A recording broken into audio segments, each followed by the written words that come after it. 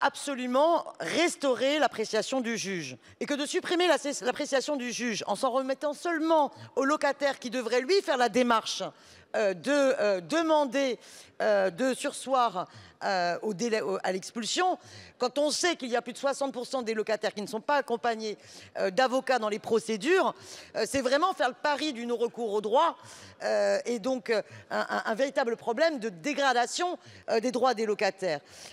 Nous soutenons les deux sous-amendements qui, par ailleurs, permettent aussi de supprimer cette référence superfétatoire à la mauvaise foi, dont on voit mal comment elle pourrait être interprétée. Et puis aussi, il faut supprimer la référence au versement intégral de loyer avant la date de l'audience, parce qu'on sait pertinemment que des locataires qui sont en situation d'impayé de loyer, et on sait que la situation, elle s'aggrave avec la crise, et on va avoir de plus en plus de cas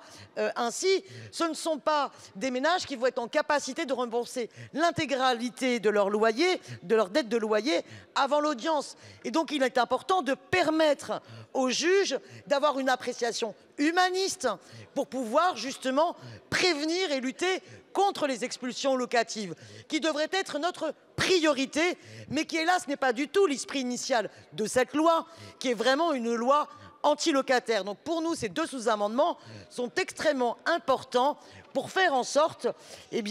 d'empêcher que cet article soit finalement un article pour vraiment faire une loi d'expulsion systématique des locataires au mépris de leurs droits.